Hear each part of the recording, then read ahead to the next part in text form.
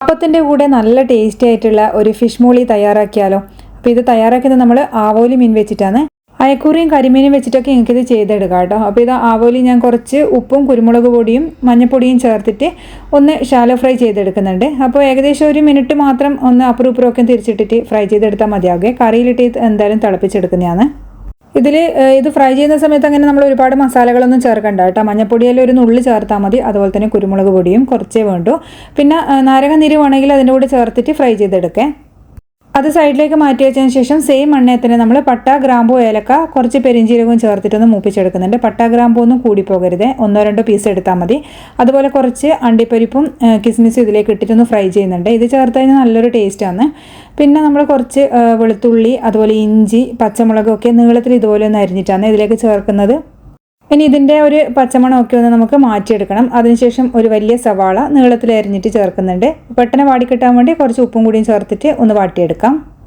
അപ്പോൾ ഇത് മൂടി വെച്ചിട്ടൊന്ന് കുക്ക് ചെയ്യുന്നുണ്ട്. അങ്ങനെയാകുമ്പോൾ സവാള പെട്ടെന്ന് വാടിക്കിട്ടും. ഇടയ്ക്ക് മൂടി തുറന്നിട്ട് ഇളക്കി കൊടുക്കണം, അടിക്ക് പിടിച്ച് പോകരുത്. അതുപോലെ തന്നെ കുറച്ച് കറിവേപ്പില ഇതിലേക്ക് ചേർക്കുന്നുണ്ട്. എന്നിട്ട് നല്ലപോലെ തന്നെ ഇത് വാട്ടിയെടുക്കുന്നുണ്ട്. എന്നാലും ഒരുപാട് വെന്ത് ആ ഒരു ബ്രൗൺ കളറൊന്നും ആവേണ്ട ആവശ്യമില്ല, ഇത്രയും മതിയാകും. അതിനുശേഷം ഇതിലേക്ക് നമ്മൾ ഒരു 1/4 ടീസ്പൂൺ മഞ്ഞൾപ്പൊടിയും 1 ടീസ്പൂൺ മല്ലിപ്പൊടിയും ചേർക്കുന്നുണ്ട്. എന്നിട്ട് പൊടീൻ്റെ പച്ചമണമൊക്കെ മാറി വരുന്നവരെ നല്ലപോലെ ഒന്ന് വഴറ്റിയെടുക്കാം.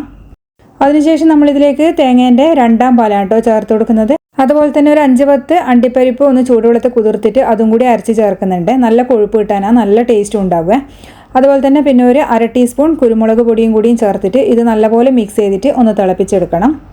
അണ്ടിപ്പരിപ്പിൻ്റെ പേസ്റ്റ് ഇതുപോലെ ചേർത്ത് കഴിഞ്ഞാൽ നല്ല ടേസ്റ്റാണ് കേട്ടോ. അതുപോലെ തന്നെ നല്ല ക്രീമി ആയിരിക്കും കറി. അപ്പോൾ അതൊക്കെ ചേർത്തിട്ട് നല്ലപോലെ തിളവന്ന് കഴിഞ്ഞാൽ നമ്മളിതിലേക്ക് നേരത്തെ ഫ്രൈ ചെയ്ത് വെച്ച ആവോലി കഷ്ണങ്ങൾ ചേർത്തിട്ട് ഇത് മൂടി വെച്ചിട്ട് ഒന്ന് കുക്ക് ചെയ്തെടുക്കാം. അപ്പോൾ ഒന്ന് തിള വരുമ്പോഴാണ് പിന്നെ ഇതിൻ്റെ മേലേക്ക് ഒരു കഷ്ണം തക്കാളി അരിഞ്ഞതും കൂടിയും ചേർത്തിട്ട് കുറച്ച് കറിവേപ്പിലയും ചേർത്ത് കൊടുക്കുന്നത്. എന്നിട്ട് വീണ്ടും മൂടി വെച്ചിട്ട് കഷ്ണങ്ങൾ കുറച്ച് സമയം വേവിച്ചെടുക്കുന്നുണ്ട്. അതുപോലെ തന്നെ ഇടയ്ക്ക് മൂടി തുറന്നിട്ട് നമ്മളിതൊന്ന് ഇങ്ങനെ ഇളക്കി കൊടുക്കണേ. ഇളക്കി കൊടുക്കുന്നതിന് വരെ ഇതുപോലെ ഒന്ന് ചുറ്റിച്ചു കൊടുത്താലും മതി. ഇളക്കി കൊടുക്കുമ്പോൾ കഷ്ണങ്ങളൊക്കെ പൊടിഞ്ഞു പോകാൻ സാധ്യതയുണ്ട്. അപ്പോൾ ലാസ്റ്റോട്ട് ഇനി ഇതെല്ലാം ഒന്ന് വെന്ത് കഴിഞ്ഞാൽ നമ്മൾ കുറച്ച് പച്ചമുളക് ഇങ്ങനെ വട്ടത്തിൽ അരിഞ്ഞിട്ട് ചേർത്ത് കൊടുക്കുക. ഇത് ഫ്ലെയിം നല്ലോണം കുറച്ച് വെച്ചിട്ട് ചെയ്യേണ്ട കാര്യമാണ്. അതുപോലെ തേങ്ങേൻ്റെ 1ാം പാല് നല്ല കട്ടിയുള്ള പാലും കൂടി ചേർത്തിട്ട് ഇതുപോലെ ഒന്ന് ഇളക്കി കൊടുക്കുക. അതായത് നമ്മളെ പാൻ ഒന്ന് ചുറ്റിച്ചു കൊടുക്കാനാണ് പറയുന്നത്. അപ്പോൾ ഇത്രയേ ഉള്ളൂ, വളരെ സിമ്പിളാണ്, നല്ല ടേസ്റ്റിയാണ്. അപ്പത്തിൻ്റെ കൂടെയാണ് കേട്ടോ നല്ല കോമ്പിനേഷൻ. ചപ്പാത്തിക്കും പൊറോട്ടക്കും എല്ലാം നല്ല ടേസ്റ്റ് തന്നെയാണ്.